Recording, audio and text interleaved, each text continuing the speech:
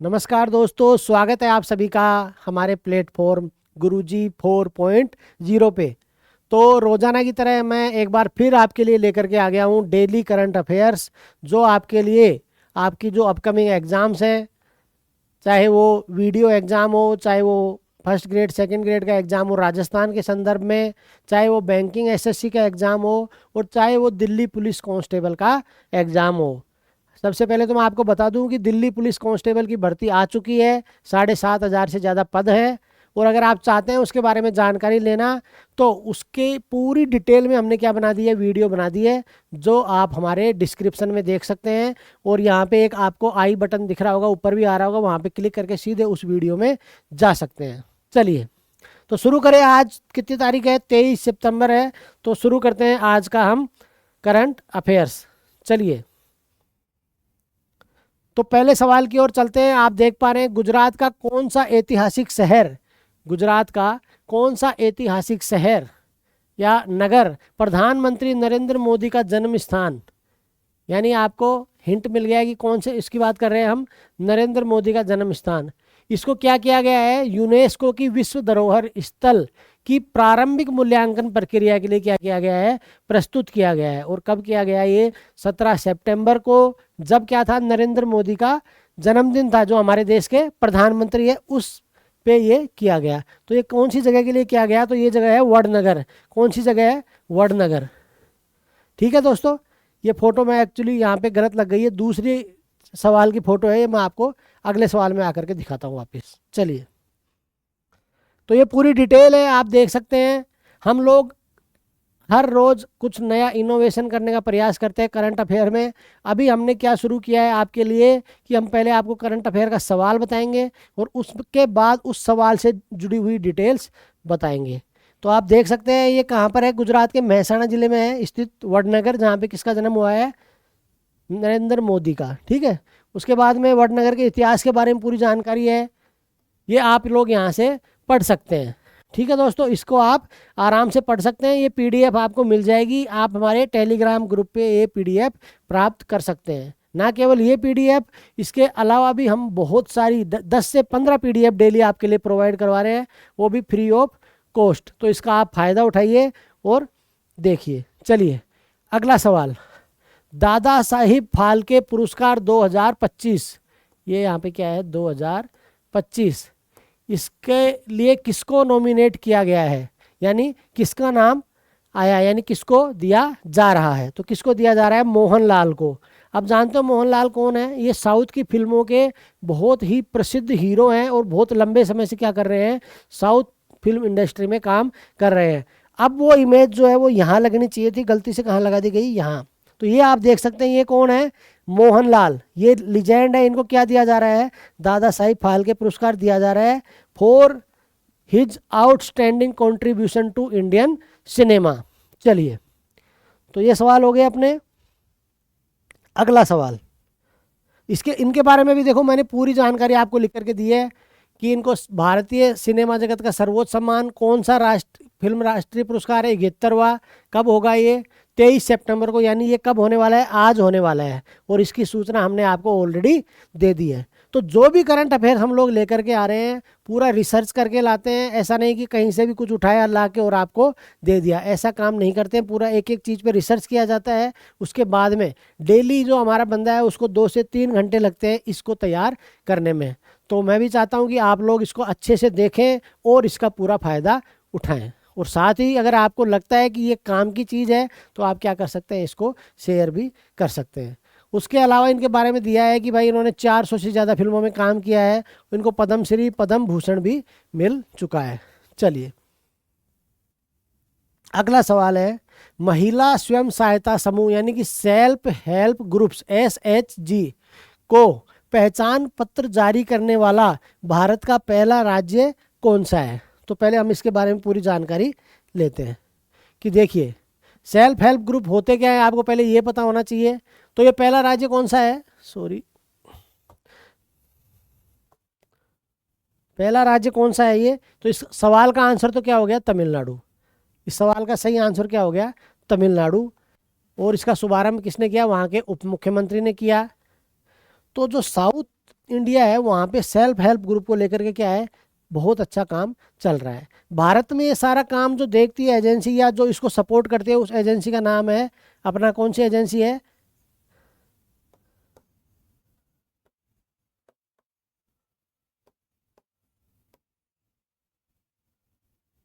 नाबार्ड। ठीक है, तो इसका सही आंसर क्या हो जाएगा, तमिलनाडु। अगला सवाल क्रिकेट से जुड़ा हुआ है। हाल ही में कौन से भारतीय खिलाड़ी हैं जिन्होंने पहले भारतीय खिलाड़ी बने हैं T20 में 100 विकेट लेने वाले। तो कौन है वो खिलाड़ी, उनका नाम है अर्शदीप सिंह। कौन है, अर्शदीप सिंह। अभी हाल ही में जो हमारा मैच हुआ था ओमान के साथ में, उसमें उन्होंने क्या किया है, ये अचीवमेंट हासिल किया है। और वो पहले भारतीय बॉलर बन गए हैं जिन्होंने T20 इंटरनेशनल में कितने विकेट ले चुके हैं, 100 विकेट ले चुके हैं। ये इनके बारे में पूरी जानकारी है।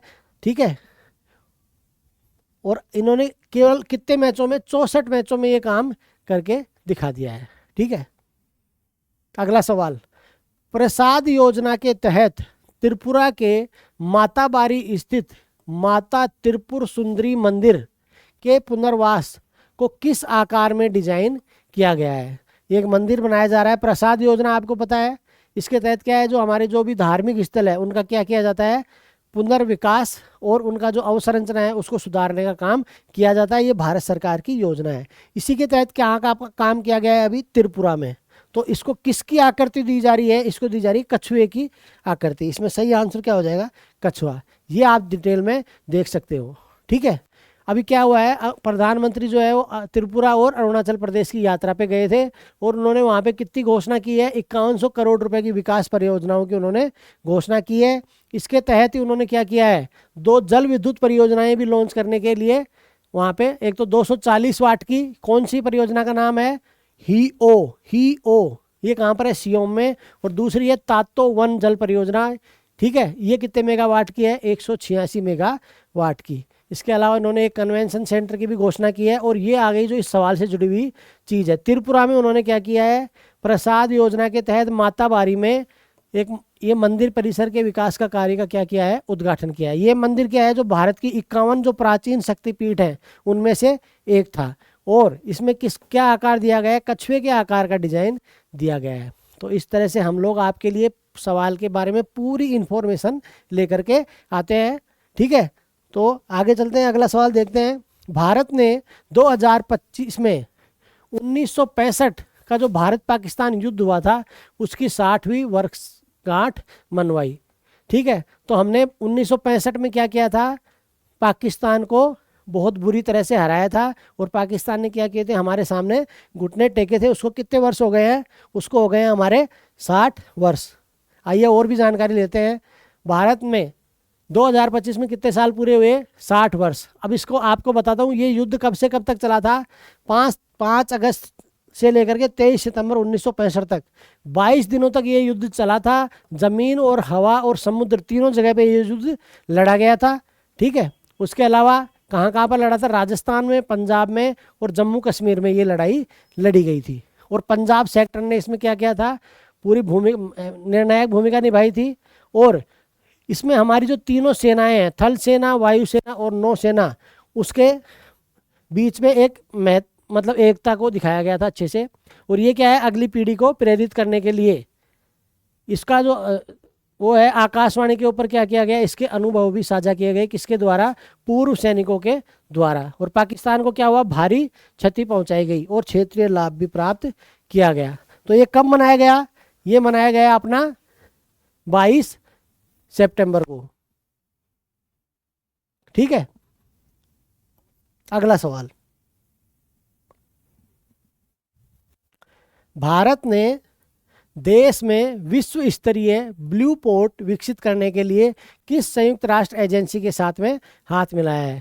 तो इसके बारे में हमने कल भी देखा था, ब्लू पोर्ट हमने कल एक देखा था, क्या देखा था, प्रधानमंत्री मत्स्य संपदा योजना, जो कब आई थी, 2020 में।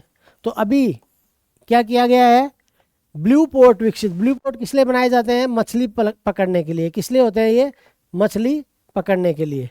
ये विकसित करने के लिए संयुक्त राष्ट्र की कौन सी एजेंसी के साथ में हमने हाथ मिलाया है, तो ये एजेंसी है FAO, खाद्य एवं कृषि संगठन।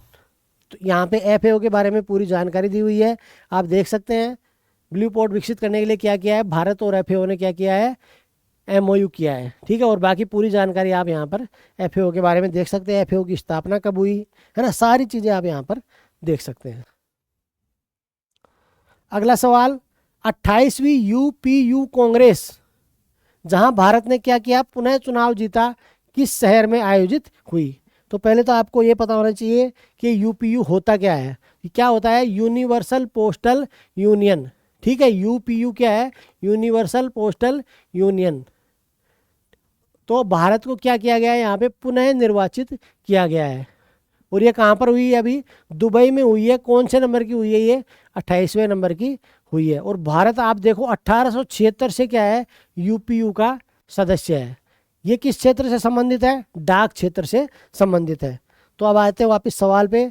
तो ये कहाँ पर हुई है, ये हुई है दुबई में। कहाँ पर हुई है, ये दुबई में हुई है। और भारत को क्या बनाया गया है, इसका अध्यक्ष बनाया गया है। तो ये एक इम्पोर्टेंट सवाल हो सकता है। अगला सवाल,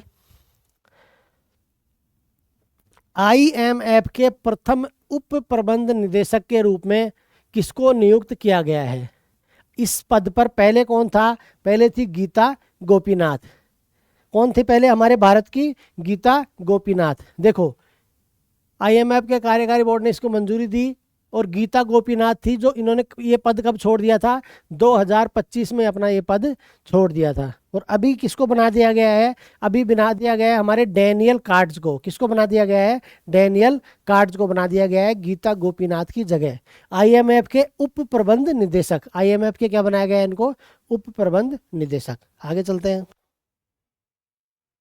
2025 में BCCI अध्यक्ष पद के लिए एकमात्र नामांकन किसका मिला है।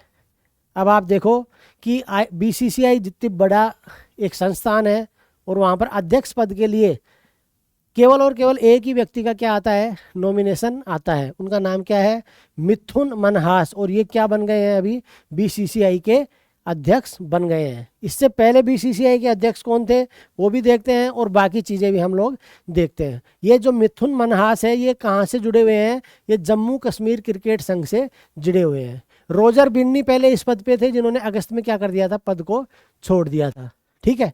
ये आपके काम की चीज़ थी।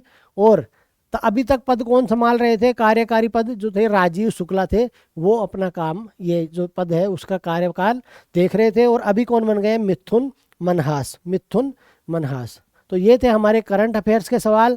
अब हम बात कर लेते हैं हमारे जनरल अवेयरनेस के सवाल की। तो पहला सवाल आप देख सकते हैं, उत्तराखंड के हल्द्वानी में ऐतिहासिक एशियाई कैडेट कप, कौन सा कप है, एशियाई कैडेट कप है।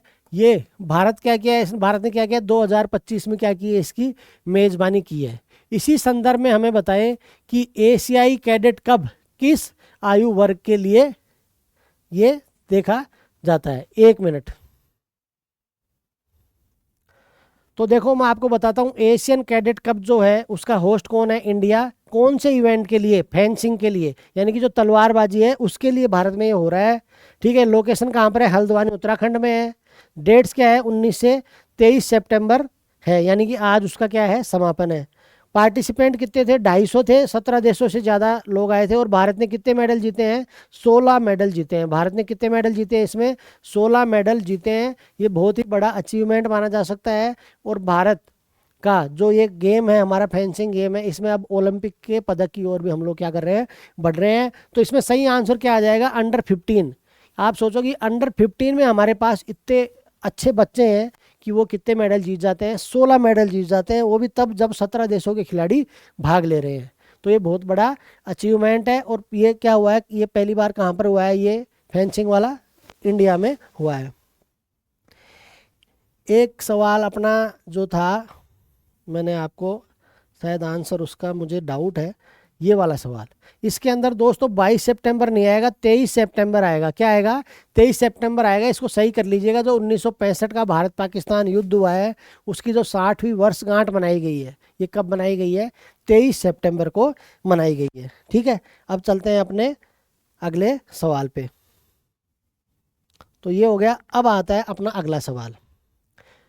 तमिलनाडु महिला स्वयं सहायता समूह, इसके बारे में अभी हमने बात की थी कि सदस्यों को सशक्त बनाने के लिए पहचान पत्र जारी करता है। कौन? तमिलनाडु। तमिलनाडु क्या करता है, जो भी सेल्फ हेल्प ग्रुप्स होते हैं उनको क्या करता है, आइडेंटिटी कार्ड भी जारी करता है। अब सवाल क्या है कि बताइए कि भारत में महिला स्वयं सहायता समूहों के संदर्भ में भारत में राष्ट्रीय स्तर पर कौन सा संगठन मुख्य रूप से क्या करता है, इनको समर्थन करता है। तो इसके बारे में मैंने आपको इस जो लास्ट सवाल आया था वहाँ भी बताया था कि जो नाबार्ड है वो क्या करता है, सेल्फ हेल्प ग्रुप्स को क्या करता है, वो फाइनेंस का मेन काम करता है, डायरेक्ट नहीं करता है वो। आपको पता है नाबार्ड क्या करता है, बैंकों का वित्त पोषण करता है, और वो बैंक फिर क्या करते हैं, बैंक या जो माइक्रो फाइनेंस जो एजेंसीज हैं वो बाद में क्या करती है, महिलाओं को क्या करती है, लोन देती है।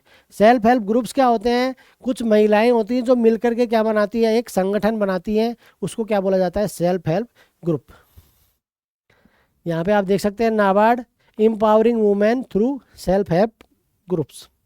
अगला सवाल है, राजनाथ सिंह पहली बार रक्षा सहयोग के लिए मोरक्को का दौरा करेंगे। अभी हम लोग क्या कर रहे हैं, धीरे धीरे हम लोग क्या कर रहे हैं, दक्षिणी अमेरिकी जो देश है या लैटिन अमेरिकी देश है उनके साथ में हम लोग क्या है, अच्छे संबंध बनाने का प्रयास कर रहे हैं। उसके अलावा आप देखो अफ्रीका के बहुत सारे देशों को, आपको पता है अभी भारत में जब G20 का समिट हुआ था तो हमने क्या किया, अफ्रीकी संघ को उसमें शामिल किया। यानी भारत की जो विदेश नीति है धीरे धीरे क्या है, जो दक्षिणी गोलार्ध है उसकी तरफ हम लोग क्या कर रहे हैं, अभी फोकस कर रहे हैं। यानी लैटिन अमेरिकी देश और अफ्रीकी देशों के ऊपर अभी हमारा क्या है, उनसे अच्छे संबंध स्थापित करना, उनसे व्यापार करना, उनसे सांस्कृतिक संबंध स्थापित करना, इसकी ओर हम लोग क्या हो रहे हैं, अभी अग्रसर हो रहे हैं। इसी क्रम में अभी हम लोग क्या करने वाले हैं, रक्षा सहयोग के लिए कहाँ पे हम लोग गए हैं, मोरक्को गए हैं, हमारे रक्षा मंत्री। अब सवाल क्या है कि मोरक्को किस वस्तु के उत्पादन के लिए जाना जाता है। तो आपको बता दूं, पहली बात तो आपको मैं नक्शे में दिखाता हूँ कि मोरक्को है कहाँ। देखो ये तो है हमारा प्यारा भारत, ये है अफ्रीका, ये क्या है, अफ्रीका, और अफ्रीका के ही ये यहाँ पे आप देख सकते हैं कौन सा देश है, मोरक्को देश है, जो किसके लिए जाना जाता है, फोस्फेट के लिए जाना जाता है। वर्ल्ड लार्जेस्ट फोस्फेट के जो रिजर्व है वो कहाँ पर है, मोरक्को में। विश्व के जो सबसे ज़्यादा जो फोस्फेट के रिजर्व है वो कहाँ पर पाए जाते हैं, मोरक्को में पाए जाते हैं। और टोटल जो पूरी दुनिया में है उसका 70% तो कहाँ पर पाया जाता है, मोरक्को में ही पाया जाता है। तो इस दृष्टि से ये एक बहुत ही इम्पोर्टेंट देश है। ठीक है, अगला सवाल, Brazil tropical forest forever fund में अपने पहले निवेश की घोषणा करेगा। इस संदर्भ में हमें बताइए कि अमेजन के अलावा ब्राजील का कौन सा बायोम अपनी उच्च जैव विविधता के लिए जाना जाता है। ये वर्ल्ड ज्योग्राफी का सवाल है, इम्पोर्टेंट सवाल है। यहाँ पे आप देख सकते हैं कौन सा देश है ये है हमारा दक्षिणी अमेरिका। तो ये है ब्राज़ील। यहाँ पर एक तो कौन सा है, अमेजन रेन फॉरेस्ट पाए जाते हैं, ये तो इन्होंने बता दिया कि एक तो अमेजन रेन फॉरेस्ट है। विश्व में सर्वाधिक जैव विविधता वाले जो स्थल है वो है कौन सा, अमेजन रेन फॉरेस्ट। एक यहाँ पर अपना ये कौन सा है, कैरेडो, ये आप देख सकते हैं, इसको सैरेडो या कैरेडो दोनों बोल सकते हैं। एक्चुअल में क्या है, ये सैरेडो है, CERRADO। तो इसका सही आंसर क्या हो जाएगा, सैरेडो। क्या आंसर हो जाएगा इसका, सैरेडो। अगला सवाल, 23 सितंबर को गोवा में 10वां आयुर्वेदिक दिवस मनाया गया। इसके बारे में हम लोग पहले भी बात कर चुके हैं। अब आपको क्या पूछ रहा है कि आयुर्वेद में कौन सी अवधारणा को प्रयोग मुख्य रूप से किया जाता है। तो आपको पता है आयुर्वेद में एक चीज़ चलती है, उसको क्या बोलते हैं, त्रिदोष। क्या बोलते हैं, त्रिदोष। और त्रिदोष क्या होते हैं, वात, पित्त और कफ। ये आप यहाँ पर देख सकते हैं, शरीर के 3 मुख्य दोष। आयुर्वेद मानता है कि शरीर और मन की पूरी प्रणाली 3 ऊर्जाओं पर टिकी हुई है, वो है वात, पित्त और कफ। यहाँ पर आप ये फोटो के माध्यम से देख सकते हैं। अगला सवाल एक इम्पोर्टेंट सवाल है, नॉर्थ ईस्ट से संबंधित है, और ये जो सवाल है ये ज्योग्राफी से भी संबंधित है। केंद्रीय पूर्वोत्तर क्षेत्र विकास मंत्री ने NE-SPARKS कार्यक्रम में पूर्वोत्तर क्षेत्र के स्कूली छात्रों के साथ क्या की, बातचीत की। अब सबसे पहले तो हमें ये पता होना चाहिए NE-SPARKS क्या है। ये जो फुल फॉर्म्स होती है ना, इसका एक सवाल लगभग लगभग एग्जाम में पूछ ही लिया जाता है। तो आपको पता होना चाहिए कि NE स्पार्क्स क्या है, NE स्पार्क्स क्या है, क्या है NE sparks? North east students program for awareness reach and knowledge on space. ठीक है, स्पेस के बारे में जो है नॉर्थ ईस्ट के बच्चों का क्या बढ़ाया जा रहा है, नॉलेज बढ़ाया जा रहा है। इसका एम क्या है? To promote STEM education. STEM education आपको पता है क्या होता है? STEM ये होता है अपना साइंस हो गया, टेक्नोलॉजी हो गया, इंजीनियरिंग हो गया और मैथ हो गया। साइंस, टेक्नोलॉजी, इंजीनियरिंग और मैथ, इसका ज्ञान बढ़ाने के लिए कौन सा कार्यक्रम चलाया जा रहा है नॉर्थ ईस्ट में? NE sparks. अब आते हैं अपने सवाल पे। भारत के पूर्वोत्तर क्षेत्र की नदियों के बारे में निम्नलिखित कथनों पर क्या करना है आपको? विचार करना है। पहला कथन पढ़िए। सुबनसिरी नदी ब्रह्मपुत्र की एक प्रमुख सहायक नदी है जिसका उद्गम अरुणाचल प्रदेश से होता है। कौन सी नदी? सुबनसिरी है। ये किसकी सहायक नदी है? ये ब्रह्मपुत्र की एक सहायक नदी है। तो ये कथन क्या हो गया? सही हो गया। बराक नदी बांग्लादेश में प्रवेश करने से पहले असम और मिजोरम से होकर गुजरती है। तो ये भी क्या है? सही कथन है। हालांकि ये केवल 2 ही से नहीं गुजरती, और भी कुछ राज्यों से होकर के गुजरती है। तीसरा है लोहित नदी ब्रह्मपुत्र में मिलने से पहले तीस्ता नदी में मिल जाती है। अब हम चलते हैं मैप पे। ये जो तीसरा कथन है ना, ये क्या है? बिल्कुल ही गलत है। 2 कथन तो सही है। अब हम चलते हैं थोड़ा मैप पे और समझते हैं इस चीज़ को। देखो ये जो नदी है ना, आप जो ये मोटी आप यहाँ पे देख पा रहे हो, ये कौन सी नदी है? ये है ब्रह्मपुत्र नदी। ये जो यहाँ इस तरह से चल रही है, ये कौन सी नदी है? ब्रह्मपुत्र नदी है। देखो ये यहाँ पे कहाँ प्रवेश कर गई?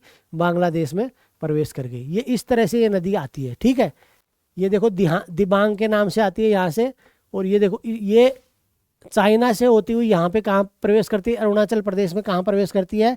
भारत में प्रवेश करती है। अब वो क्या बोल रहे हैं? वो बोल रहे हैं कि जो ये नदी है कौन सी? लोहित नदी। लोहित नदी कहाँ पर है? यहाँ पर है। ये कहाँ प्रवेश कर रही है? आप देखो ये लोहित नदी किस में जा रही है? ब्रह्मपुत्र में मिल गई यहीं पर। ये बोल रहे हैं कि ब्रह्मपुत्र में मिलने से पहले तीस्ता में मिल जाती है। आप देखो तीस्ता नदी कहाँ पर है? यहाँ पर है। तीस्ता नदी कहाँ पर है? यहाँ पर है जी। तीस्ता नदी ब्रह्मपुत्र में मिलती है कहाँ पर? बांग्लादेश में। जबकि ये जो नदी है ये कहाँ मिलती है? भारत में ही मिल जाती है। तो आप समझ गए कि ये ऑप्शन जो है तीसरा गलत क्यों है। तो आप मैप के थ्रू इस चीज़ को समझ सकते हैं। अगला सवाल। सॉरी, मैंने आपको लोहित बताया, ये जो एक्चुअल में नदी थी ये बराक नदी थी। ठीक है, कौन सी नदी थी? बराक नदी थी। देख लेते हैं ऑप्शन में, एक बार दोबारा चेक कर लेते हैं। लोहित नहीं, लोहित ही थी सॉरी। बराक नदी के बारे में तो अब हम लोग बात करने वाले हैं। तो बराक नदी कहाँ पर है? ये है बराक नदी। देखो मैं आपको बताया, जैसे इन्होंने क्या बोला, दूसरा ऑप्शन क्या बोला इन्होंने कि बराक नदी कहाँ कहाँ से गुजरती है? असम और मिजोरम से गुजरती है। तो देख लेते हैं एक बार, असम और मिजोरम से गुजरती है क्या? तो ये बराक नदी है। देखो ये यहाँ से चलती है, देखो इधर ये इस तरह से निकलती हुई, और ये इस तरह से देखो यहाँ मिजोरम में आती है। तो मिजोरम में भी आती है ये, और ये असम में यहाँ पे एक जो बीच में भाग आता है वो किसका आता है? असम का आता है। तो ये असम से होकर के भी गुजरती है। आगे चलें, अगला सवाल। भारत ने यूनेस्को की संभावित सूची में 7 प्राकृतिक स्थलों को शामिल किया है। इसकी हम ऑलरेडी बात कर चुके हैं। ये सातों के सातों स्थल मैं आपको फोटो के माध्यम से भी दिखा चुका हूँ। अब सवाल क्या है कि कुल विश्व धरोहर स्थलों की संख्या अभी कितनी पहुँच चुकी है? 69 पहुँच चुकी है। ठीक है, कितनी पहुँच चुकी है? 69। भारत के विश्व धरोहर स्थलों के बारे में निम्नलिखित कथनों पर क्या करना है आपको? विचार करना है। पहला कथन, सुंदरवन राष्ट्रीय उद्यान भारत का एकमात्र मिश्रित विश्व धरोहर स्थल है। तो ये आपका गलत है, ये आपका सही नहीं है। ये क्या है? आपका गलत है। सुंदरवन की बजाय कौन सा है जो मिश्रित की श्रेणी में आता है? वो आता है काजीरंगा। कौन सा आता है मिश्रित की श्रेणी में? काजीरंगा जो नेशनल पार्क है ये आता है। दूसरा ऑप्शन है भारत में कुल कितने स्थल है? 69 विश्व धरोहर स्थल है। इसका भी बाइफर्केशन क्या है? उसमें से जो 49 है वो तो क्या है? सांस्कृतिक है। 17 जो है वो प्राकृतिक है, और 3 क्या है? मिश्रित स्थल हैं। ठीक है, मध्य प्रदेश में स्थित सांची का जो स्तूप है वो एक सांस्कृतिक विश्व धरोहर स्थल है जिसको बौद्ध वास्तुकला के लिए जाना जाता है। तो ये कथन भी क्या हो गया, सही, यानी दूसरा और तीसरा दोनों कथन हमारे क्या हो गए, सही हो गए। अब चलते हैं आज के आखिरी सवाल की तरफ। ये देखो मैंने कुछ वर्ल्ड हेरिटेज जो साइट्स हैं वो आपके लिए लेकर के आया हूँ, जैसे अजंता की केव्स हैं, फिर है ये अपने हम्पी के जो मोन्यूमेंट्स हैं, हुमायूं का मकबरा है, सूर्य मंदिर है कोणार्क में। तो ये देख सकते हैं कुछ मुख्य जो चीज़ें हैं वो मैं आप करके लेकर के आया हूँ जो कि किस में शामिल है, वर्ल्ड हेरिटेज साइट्स में शामिल है। अब चलते हैं अपने आखिरी सवाल की तरफ। आखिरी सवाल पढ़ते हैं। अमेरिका ने चाबहार बंदरगाह कहाँ पर है, ईरान में, के लिए प्रतिबंधों में जो छूट दी थी वो क्या कर ली है, अभी वापस ले ली है। ठीक है, तो अब क्या हुआ, इससे क्या होगा, अफगानिस्तान और मध्य एशिया तक भारत की जो रणनीतिक पहुंच होगी वो क्या होगी, इससे प्रभावित होगी। अमेरिका अभी लगभग हर देश पर प्रतिबंध लगा चुका है ना। और अमेरिका फर्स्ट की जो नीति अपनाई है डोनाल्ड ट्रंप ने, ये ना केवल अमेरिका बल्कि पूरे विश्व के लिए भी एक नकारात्मक कदम है। अब हम ऑप्शन पढ़ते हैं कि चाबहार बंदरगाह के लिए निम्न कथनों पर क्या करना है, विचार करना है। चाबहार बंदरगाह ईरान के सिस्तान बलूचिस्तान में ओमान की खाड़ी के पास और होर्मुज जल डमरू मध्य के बाहर स्थित है। ये आप यहाँ पर मैप में भी देख सकते हैं कि जो हमारा चाबहार बंदरगाह है वो कहाँ पर है, ये इस जगह पर है। ये पाकिस्तान का कौन सा है, ग्वादर है। ठीक है, तो ये जो खाड़ी है ना उस खाड़ी के पास है। कौन सी खाड़ी है ये, ओमान की खाड़ी। ये जो खाड़ी है ये कौन सी है, ओमान की खाड़ी है। अंतर्राष्ट्रीय परिवहन और पारगमन गलियारा स्थापित करने के लिए भारत, ईरान और अफगानिस्तान के बीच में चाबहार समझौता 2016 में हस्ताक्षरित हुआ। तो ये भी क्या है, एक सही कथन है। अगला ऑप्शन देख लेते हैं। भारत शहीद कलांतरी टर्मिनल के विकास में शामिल है। अब आपको एक बात बताऊं कि जो ये चाबहार बंदरगाह है यहाँ पे 2 टर्मिनल है। कितने टर्मिनल है, 2 टर्मिनल है। पहले उन टर्मिनल के बारे में जान लें, देख लिए। The Chabahar port has 2 main terminals. उनके नाम क्या है, शहीद कलांतरी पोर्ट, ये जो यहाँ पे लिखा हुआ है, एंड शहीद Beheshti port, Shahid Beheshti port. India primarily operates and is developing कौन सा, शहीद बेहस्ती पोर्ट। यानी कि हम लोग कौन से पोर्ट को डेवलप कर रहे हैं, शहीद बेहस्ती पोर्ट को, ना कि शहीद कलांतरी पोर्ट को। तो ये ऑप्शन क्या हो गया, गलत हो गया। और इसमें आंसर आ जाएगा आपका 1 और 2। हो सकता है आपको ये सवाल थोड़े हाई लेवल के लगे या थोड़े हार्ड लगे, लेकिन दोस्तों एग्ज़ाम का पैटर्न आजकल ऐसा हो गया है कि करंट अफेयर्स के सवाल काफ़ी हार्ड पूछे जा रहे हैं। तो इसलिए हम लोग कोशिश करते हैं कि ज़्यादा से ज़्यादा हार्ड सवाल आपके लिए लेकर के आएँ, ताकि इजी सवाल करने में फिर आपको कोई दिक्कत नहीं हो। इन जो जितने भी न्यूज़ है वो हमारा सोर्स आप देख सकते हैं, ये हमारे सोर्सेज रहते हैं। ठीक है, जो PIB हो गया, PTI न्यूज़ हो गया, ये जितने हमारे न्यूज़ सोर्स है ये आप देख सकते हैं। तो हम आपके लिए ऑथेंटिक न्यूज़ और ऑथेंटिक करंट अफेयर्स के सवाल लेकर के आते हैं। इसी तरह से आपके लिए आगे भी लेकर के आते रहेंगे। तो इसी तरह आप बने रहिए हमारे साथ। और आप चाहते हैं कि इसकी PDF आपको मिले तो हमारा टेलीग्राम चैनल है Guruji for exam, Guruji for exam. यहाँ से आकर के जाकर के आप इसकी क्या प्राप्त कर सकते हैं, फ्री PDF प्राप्त कर सकते हैं। तो थैंक यू दोस्तों, जय हिंद, जय भारत।